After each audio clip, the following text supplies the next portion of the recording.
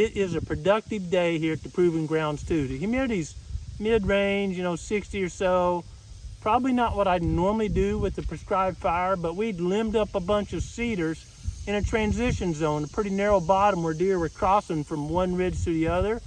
Limbed them up, and then we're burning all that cedar slash. Now the vegetation, mainly Sericea lespedeza, is so green due to recent rains, it's barely carrying through there, just walking a little or putting itself out. So it's a great day to burn these big old cedar piles because they're going up hot. And if this was dry grass, it would spread through the whole area quickly and be tough to control. But as it is, I'm lighting a pile, backing off, lighting a pile, backing off, and it just burns real hot on that pile and creeping.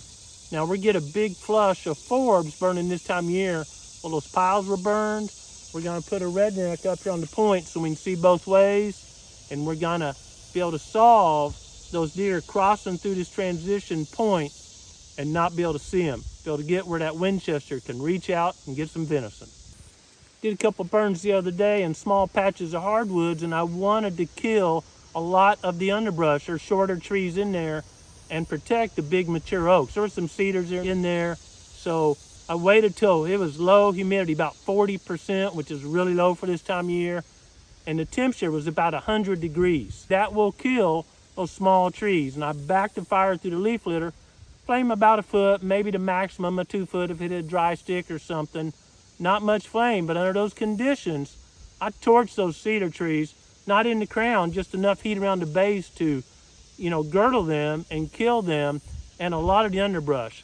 This is gonna be a great area. I killed enough trees, that sun is getting through there now, and I'm very confident next year, that'll be a beautiful hardwood savanna. Always when you're doing prescribed fire, you should be doing it for a mission, not just, hey, I'm a pyromaniac and I wanna go burn something. That's not a prescribed fire, but you're doing a prescribed fire, that means you have a prescription, you have a mission. And my mission was different for those two different stands. And here, I want to consume these brush piles, but it not spread real quickly where I'd be in danger of that fire getting out.